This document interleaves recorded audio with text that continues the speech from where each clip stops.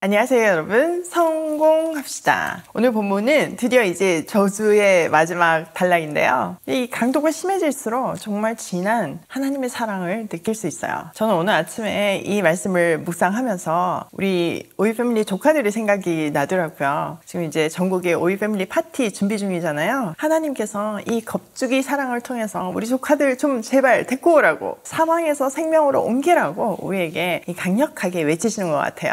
특별히 이번 주 목요일은 무슨 날? 네, 오이패밀리 기도의 날이잖아요. 많이 동참해 주셔서 같이 뜨겁게 하나님의 마음을 다운로드 받으면서 함께 기도했으면 좋겠어요. 오이패밀리 파티 전에 마지막 기도회니까 꼭 참석하셔서 함께 기도하기로 해요. 58절, 당신들이 이 책에 기록된 율법의 모든 말씀을 성심껏 지키지 않고 주 당신들이 하나님의 영광스럽고 두려운 이름을 경외하지 않으면 주님께서 당신들과 당신들의 자손에게 큰 재앙을 내리실 것입니다.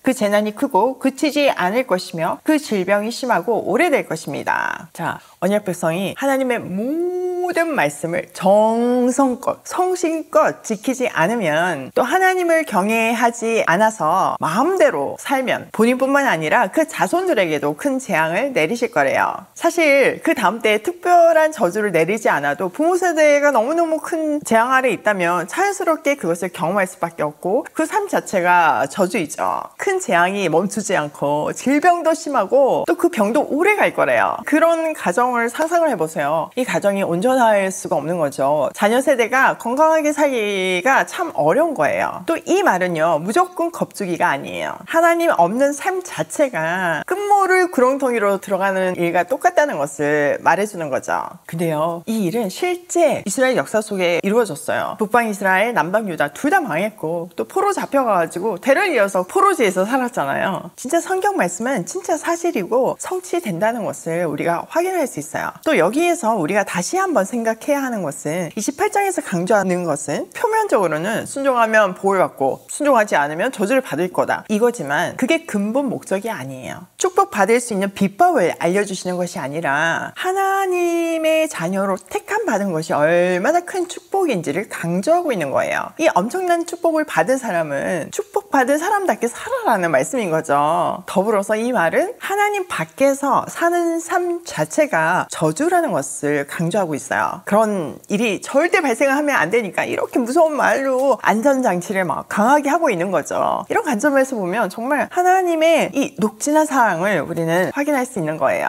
자, 이런 관점으로 하나님이 얼마나 우리가 하나님 안에서 살기를 원하시는지, 순종하기를, 말씀대로 살면서 하나님 주신 그 축복을 누리며 살기를 원하시는지 그 간절한 마음 한번 확인해 보도록 해요. 60절, 주님께서는 당신들이 그렇게 무서워하던 이집트의 모든 질병을 가져다가 당신들에게 달라붙게 하실 것입니다. 또한 주님께서는 이 율법책에 기록도 되지 않은 온갖 질병과 재앙을 당신들이 망할 때까지 당신들에게 내리실 것입니다. 당신들이 하늘의 별같이 많아져도 주 당신들이 하나님의 말씀을 듣지 않으면 마지막에는 몇 사람밖에 남지 않을 것입니다. 주님께서는 당신들을 잘 되게 하여 주시고 기뻐하신 것처럼, 또 당신들이 번성하는 것을 보시고서 기뻐하신 것처럼 당신들이 멸망하는 것을 보시고서도 기뻐하실 것입니다. 그렇게 되면 당신들은 당신들이 들어가서 차지할 그 땅에서 뿌리가 뽑히고 말 것입니다. 와, 진짜 무섭죠. 불순종이 계속 지속되면 이집트의 모든 질병이 이스라엘에게 임하고 그토록 기적적으로 얻은 그 약속의 땅에서 뿌리가 뽑힐 거래요. 구원받은 상태가 원점으로 돌아가는 그런 역행을 하게 될 거라는 거죠. 자, 가나안 땅 정복하기 전에 가나안 땅 백성을 토해낸다고 레위기에 이렇게 표현이 되어 있잖아요. 왜 그렇대요? 네, 정말 그 역겨운 그들의 문화, 우상 숭배의 문화, 사람답게 살지 않는 그 문화 때문에 하나님은 그 땅에 토해낼 거라고 얘기했어요. 그래서 그런 삶에 대한 하나님의 심판으로 이스라엘 백성을 택하셔서 그 땅을 주셨잖아요. 그리고 그 땅의 제약이 찰 때까지 기다리셨어요. 기회를 계속 주신 거죠. 가나안 땅에 살고 있는 그 백성들이 돌아올 수 있는 기회예요. 근데 안 되니까 거기에 대한 심판의 개념으로 정복하잖아요. 자, 여기서 꼭 기억해야 하는 것은 비록 지금 이스라엘 백성들을 택하셔서 심판의 도구로 사용하시고 그 가나안 땅이라는 축복의 땅에 들어가게 하셨지만 이 백성이 그 전 백성하고 동일하게 우상숭배의 문화를 만들고 사람답게 살지 않고 하나님 사랑, 이웃 사랑을 실천하지 않고 정말 또다시 그 땅을 더럽히며 동일하게 심판받게 될 것이라는 것을 말씀하시는 거예요.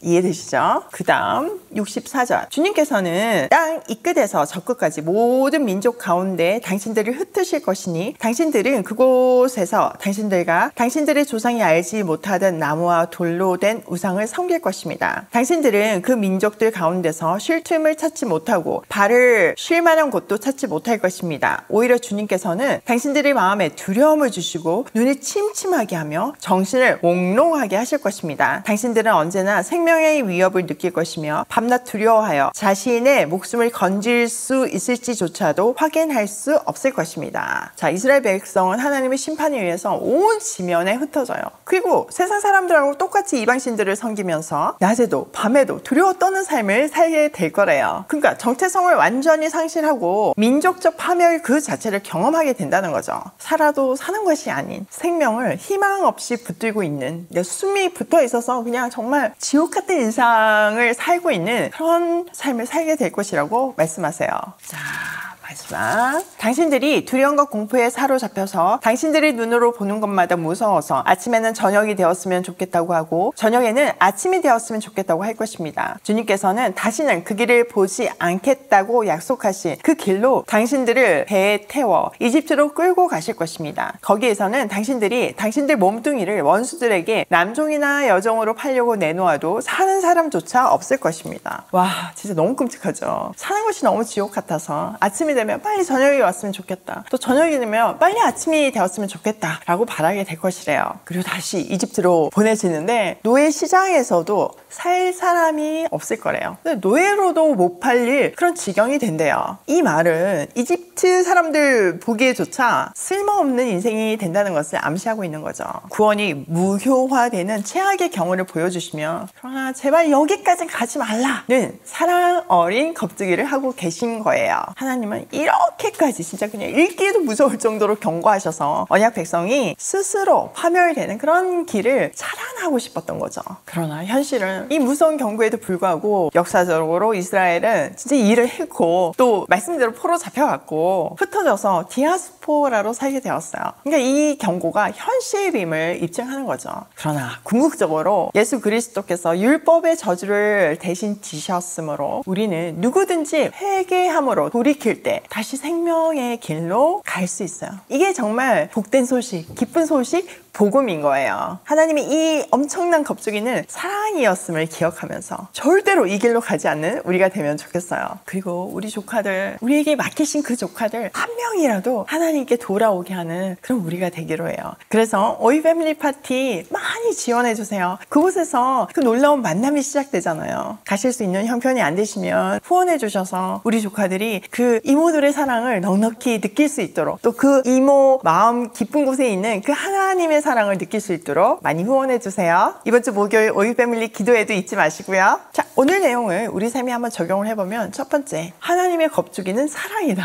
이렇게까지 얘기했잖아요. 물론 우리는 그리스도로 인해서 이 율법의 저주가 우리 삶에 임하지는 않지만 하나님을 떠난 삶 자체가 저주잖아요. 그러니까 정말 말씀 앞에서 우리 삶을 세세하게 살펴보고 또 기도함으로 성령의 인도하심을 받아서 회개하고 은혜 위에 굳건히 서는 우리가 되기로 해요. 두 번째, 지옥살이 대신 천국살이를 하자. 여러분, 이렇게 살고 싶은 사람 없잖아요. 그런데 하나님 없이 세상 욕심만 쫓으면요, 우리 누구나 이렇게 될 수 있어요. 밤낮을 불안해하는 지옥 같은 삶이 하나님 없으면 임할 수 있어요. 주님과 동행할 때만 진정한 평안과 안식이 주어진다는 것을 기억하면서 늘 말씀 앞에 있는 우리가 되기로 해요. 세 번째, 무서운 경고는 안전장치이다. 이제 완전 이해되시죠? 하나님은 이 무서운 만큼, 우리를 겁주시는 만큼 우리를 놓치기 싫어하신다는 것을 읽을 수 있어요. 그러니까 애절하게 돌아오라고 외치시는 그 하나님의 절규를 우리는 꼭 기억해야 돼요. 오늘도 말씀 앞에서 하나님의 은혜를 붙들며 고고싱해요.